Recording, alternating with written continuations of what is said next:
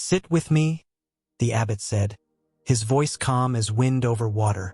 "For the wounds you hide are the very places where your strength is born." He looked at the followers gathered before him, faces marked by exhaustion, disappointment, and silent battles. "You did not come here because you are weak," he said. "You came because the world has not yet shown you who you truly are." A hush fell across the hall. "Tonight," the abbot whispered, "I will tell you the story that births warriors, a story of the 7 identity shifts that turn an ordinary human into someone unstoppable. You live in a world," the abbot continued, "where people are drowning in quiet suffering." He paced slowly, candlelight dancing across the stone floor. "You wake up tired. You scroll through lives that are not your own. You compare your failures to the illusions of others. You carry debts, financial, emotional, spiritual. You feel pressure to become someone, while having no idea who that someone is." Many bowed their heads. The words were too true. "There is loneliness," he said softly. "Crowded rooms where you still feel unseen. Dreams buried under responsibility. And a voice inside you whispering, 'You were meant for more. So why are you still here?'" The abbot paused. "You are lost not because you lack potential, but because you have forgotten your identity." He raised a single finger. "To become unstoppable, one must first remember who they are." The journey of Aaron. "Let me tell you," the abbot said, "of a wanderer named Aaron." He sat and the followers leaned closer. Aaron was a young man who carried a heavy shadow, the shadow of never feeling enough. Aaron's world of pressure. He grew up in a village where everyone seemed to know their place. Sons took the roles of their fathers. Daughters walked the paths of their mothers. But Aaron felt like a misplaced star, shining yet with no sky to belong to. He tried to follow the path others chose for him. Work harder, smile more, be grateful, stop dreaming. But every night he lay awake wondering, why do I feel like I'm meant to climb when everyone around me is content crawling? The night Aaron broke. One night after another failure. Another business collapsed. Another friend gone. Another dream shattered. Aaron walked into the forest with a chest full of shame. "I have nothing left," he whispered. "No strength, no confidence, no future." But the forest, in its ancient silence, seemed to whisper back, "Go to the summit of 7 rooms. There you will remember who you are." Though he feared he was losing his mind, the whisper felt like truth. And so, with nothing but a small pack and a painful heart, Aaron set out toward the mountain of identity. The mountain was said to show travelers not who they are, but who they must become. Each room carved into the stone held a transformation, a shift that breaks illusions, burns old beliefs, and births a new self. But the path was brutal. Aaron climbed through storms, loneliness, hunger, and doubt. He walked for days with blistered feet and hope that flickered like a dying flame. And yet, he kept climbing. Why? Because something in him whispered, "You were not created for smallness." The 7 identity shifts.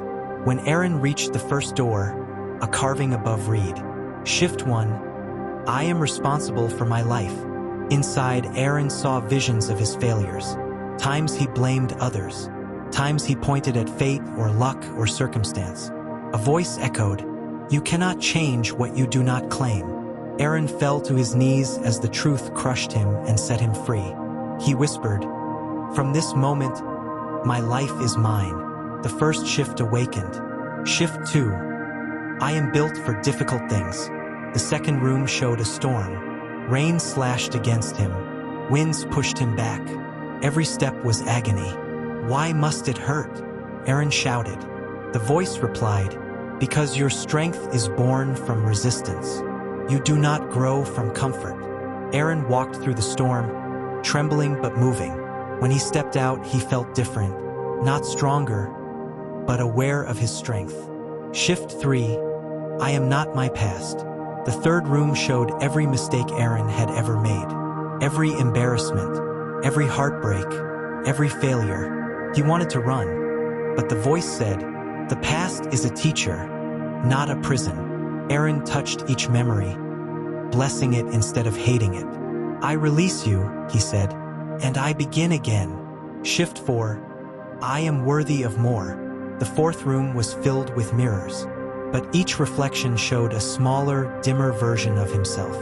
This is how you see yourself, the voice said. A watered-down man shrinking to fit the world. Aaron shattered the mirrors and whispered, I was born to rise.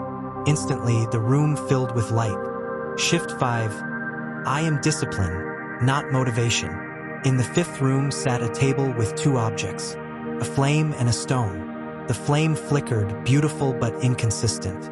The stone was dull, cold, unchanging. The voice said, motivation is the flame, bright but unreliable. Identity is the stone, steady, enduring.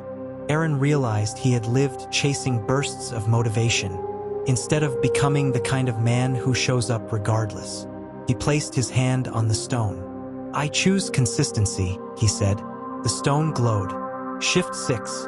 I walk alone before I lead. The sixth room was a long, empty path. Aaron walked it alone. Hours passed. Loneliness pressed on him. He wanted companionship, validation, applause. The voice whispered, before the world trusts you, you must trust your own steps. Aaron lifted his chin and continued walking. For the first time, he felt proud of his solitude. Shift 7. I become who I decide to be. The final room contained nothing, just a blank space with a single question. Who are you now? Not who he had been, not who others expected, not who fear allowed. Aaron closed his eyes.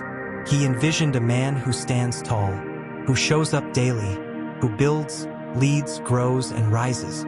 He breathed deeply. This is me, he said.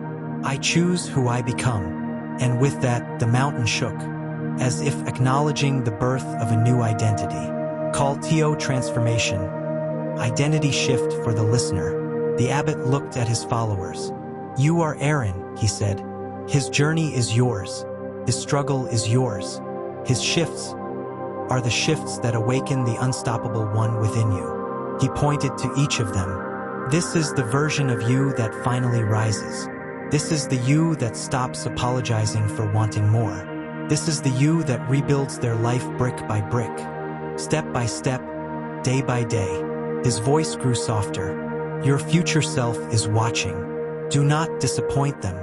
The candles flickered as the abbot spoke his final line. The world may not clap for you yet, but one day, they won't be able to stop. Silence, then slow breaths of realization. A stirring of something ancient awakening inside each listener.